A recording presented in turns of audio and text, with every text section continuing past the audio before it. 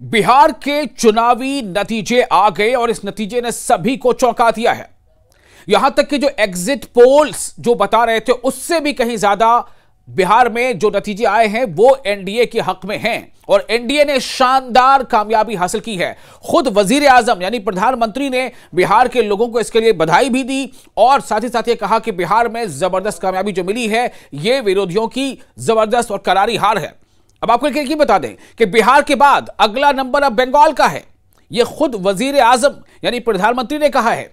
प्रधानमंत्री जब दिल्ली में बीजेपी मुख्यालय में लोगों को संबोधित कर रहे थे जिसमें बड़ी तादाद में वहां पर बीजेपी के कार्यकर्ता शामिल थे, मौजूद थे, तो वहां पर उन्होंने बिहार का जिक्र करते करते और जीत की बधाई देते देते उन्होंने बंगाल का जिक्र कर दिया। उन्होंने कहा कि मैं बंगाल के भाइयों को आश्वस्त करता हूं कि आपके साथ मिलकर भाजपा बंगाल में भी जंगल राज को उखाड़ फेंकेगी।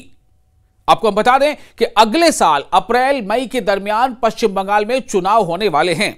प्रधानमंत्री ने बंगाल को लेकर के बिहार की जीत के बाद क्या कहा, पहले आप यह सुनिए, फिर आपको आगे की बात बता दें।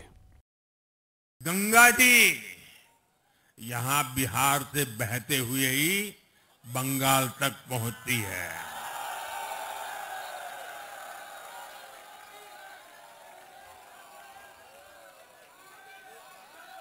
बिहार ने बंगाल में भाजपा की विजय का रास्ता भी बना दिया है।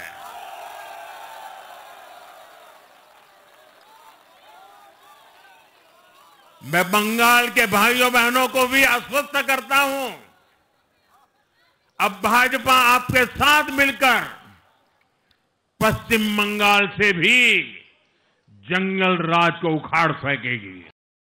तो सुना आपने, प्रधानमंत्री ने बिहार में जो चुनावी जीत मिली है एनडीए को और उसमें बीजेपी ने इस बार जबरदस्त जीत हासिल की है। बीजेपी ने इस बार अब तक का सबसे बेहतर मुजाहरा बिहार के किसी असेंबली चुनाव में किया है। बीजेपी का जो स्ट्राइक रेट है वो 89 प्लस है। आप समझ लें कि अब बीजेपी ने 101 सीटों पर चुनाव लड़ते हुए वो लगभग 90 सीटों, फाइनल नतीजा आ जाएंगे, लगभग जो है वो 90 सीटों पर उसने जीत हासिल की है। तो ये सबसे अच्छा यानी सबसे बेहतरीन मुजाहरा है बीजेपी का। जेडीयू दूसरे नंबर पर है और महागठबंधन काफी पीछे चला गया है। लेकिन अब सबसे बड़ी बात यह है कि प्रधानमंत्री ने बंगाल का जिक्र क्यों किया? इसलिए किया कि बंगाल में अगले ही साल चुनाव होने वाले हैं असेंबली के और बंगाल एक ऐसी जगह है जहां पर पिछले 2-3 चुनावों में बीजेपी ने बहुत कोशिशें की लेकिन ममता बनर्जी ने बीजेपी की दाल नहीं गलने दी। अब चूंकि बिहार का ये जो नतीजा आया है, अब ये गौर करने की बात है कि ये जो चुनाव बिहार का हुआ है, इस चुनाव में बिहार में खास बात क्या थी? इसलिए कि एसआईआर के बाद ये पहला कोई राज्य का चुनाव था। यानी बिहार चुनाव से ठीक पहले वहां एसआईआर कराया गया था इलेक्शन कमीशन के जरिए, स्पेशल इंटेंसिव रिवीजन। और इस स्पेशल इंटेंसिव रिवीजन के दौरान जैसा कि इलेक्शन कमीशन का कहना था कि जितने भी फर्जी वोटर्स हैं या डुप्लीकेट वोटर्स हैं या वैसे वोटर्स जो बिहार के रहने वाले कहीं और माइग्रेट हो चुके हैं, तो ऐसे लोगों के नाम जो काटे जाने चाहिए या फिर ऐसे लोग जो जिनका नाम इस वोटर लिस्ट में अब भी है लेकिन उनकी मृत्यु हो चुकी है। इस पर कई तरह के सवाल उठे, इस पर कई तरह के विवाद भी हुआ, लेकिन जो मोटे तौर पर कहानी है या जानकारी वो ये है कि लगभग 65 लाख लोगों के नाम यानी वोटर्स के नाम वोटर लिस्ट से डिलीट किए गए। अब आप इसके बाद ये जो है एसआईआर जो है ये प्रोसेस पूरा हुआ और एसआईआर के बाद बिहार में चुनाव हुए हैं। इस पर काफी हो हंगामा हुआ था कि बिहार में चुनाव होने हैं तो इतनी जल्दी एसआईआर क्यों? अभी तो हाल में लोकसभा के चुनाव हुए, लोकसभा के चुनाव जिस वोटर लिस्ट पर हुए हैं, अगर लोकसभा चुनाव के लिए वो वोटर लिस्ट या वोटर के नाम सही थे तो फिर बिहार इलेक्शन के लिए भी गलत कैसे हो गए? बहरहाल ये एक अलग बात है। लेकिन अब आपको ये बताने जा रहे हैं, चूंकि एसआईआर को लेकर के पहले ही इलेक्शन कमीशन ये ऐलान कर चुका है कि बहुत जल्द अब दूसरे कई राज्यों में भी एसआईआर होंगे, उनमें से एक बंगाल का भी नाम है। कुल 10-12 राज्यों में ये एसआईआर होने हैं, उनमें से बंगाल का भी नाम है। तो अब यहां पर बात ये पैदा हो रही है कि क्या बंगाल में इलेक्शन जो अगले साल 2026 में अप्रैल मई में होने हैं उससे ठीक पहले क्या बंगाल में भी एसआईआर का प्रोसेस पूरा हो चुका होगा? क्योंकि ममता बनर्जी ने एसआईआर को लेकर काफी जो है स्ट्रांग अपना रिएक्शन दिया था और न सिर्फ ममता बनर्जी बल्कि जो स्टालिन है उन्होंने भी इसको लेकर के जो है काफी सख्त रिमार्क्स दिए थे। तो लेकिन नरेंद्र मोदी ने साफ तौर से कहा है कि मैं बंगाल के लोगों को यह आश्वस्त करना चाहता हूं कि भाजपा बंगाल में भी जंगल राज को उखाड़ फेंकेगी आपके साथ मिलकर। यानी बंगाल के भाइयों को आश्वस्त करना चाहता हूं कि आपके साथ मिलकर भाजपा बंगाल में भी जंगल राज को उखाड़ फेंकेगी। अब यह बात है कि बंगाल को लेकर उन्होंने कहा है। अब साथियों आइए आपको हम बताते हैं कि प्रधानमंत्री नरेंद्र मोदी ने इस जीत पर जब इन्होंने बात की तो बिहार को किस तरह से मुबारकबाद दी। उन्होंने कहा कि बिहार वासियों का धन्यवाद और उनको बहुत बहुत बधाई।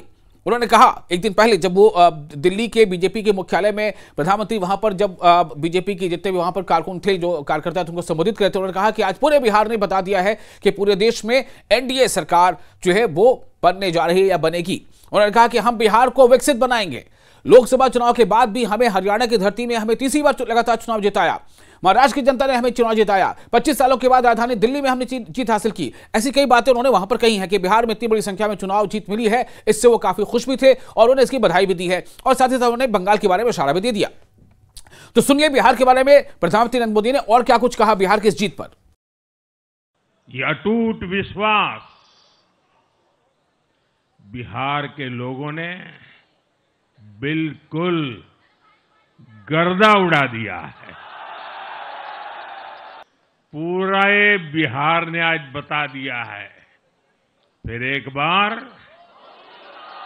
एनडीए सरकार, फिर एक बार।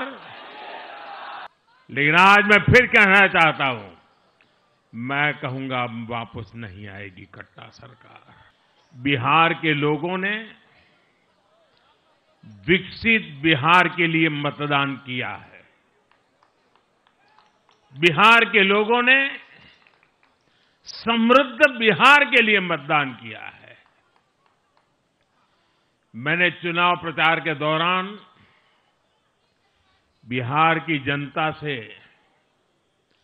रिकॉर्ड वोटिंग के लिए आग्रह किया था और बिहार के लोगों ने सारे रिकॉर्ड तोड़ दिए।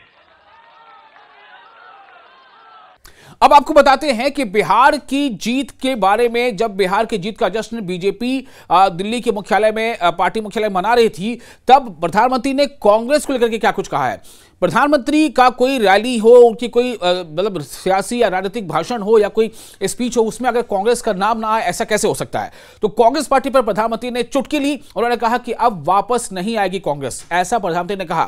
साथ ही कहा कि संसद का समय जो है, कांग्रेस पार्टी जो है वो लगातार नकारात्मक राजनीति करती है।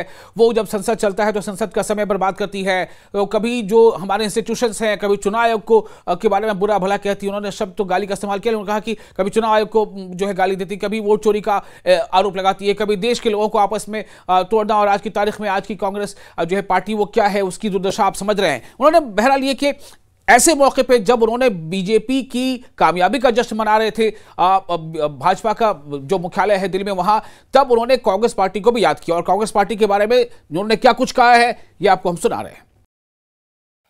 कांग्रेस से सावधान रहने की जरूरत उसके सहयोगियों को भी है। आज बिहार में आरजेडी को सांप सूंघा हुआ है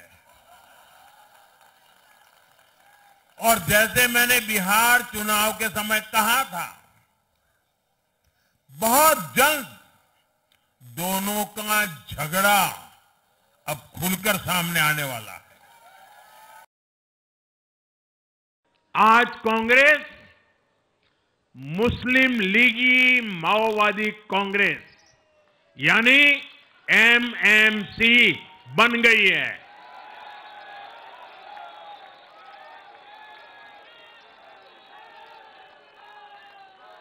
ये कांग्रेस मुस्लिम लीगी माओवादी कांग्रेस है, ये एमएमसी है।